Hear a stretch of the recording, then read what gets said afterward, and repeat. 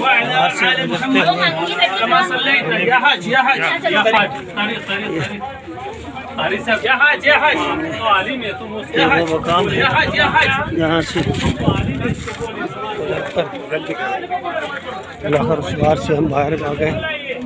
जिस पर ये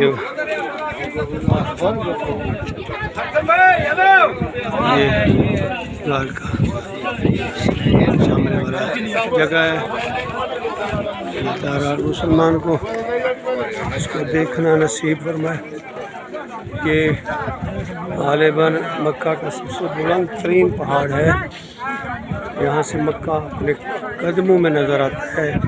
ये अंधेरा छा रहा है और लाइटें जो हैं वो जल उठी हैं।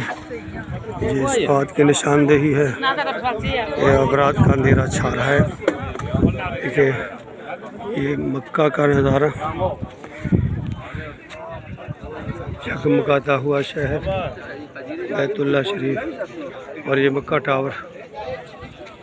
और अब हम इस सफ़र की वापसी के लिए तैयार हैं और इंशाअल्लाह दुआ है कि अल्लाह ताला मेरे दुआ करें कि अल्लाह ताला हिफाज़त से में इस पहाड़ के नीचे अपनी मंजिल तक ले जाए।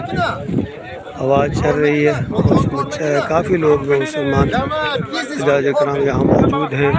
मुख्तलिफ अंधेरे की वजह से वीडियो बराबर नज़र नहीं आ रही, लेकिन ज़ियारत हो गई इस पहाड़ की। एक दफ़ा फिर जाते हुए इस पहाड़ को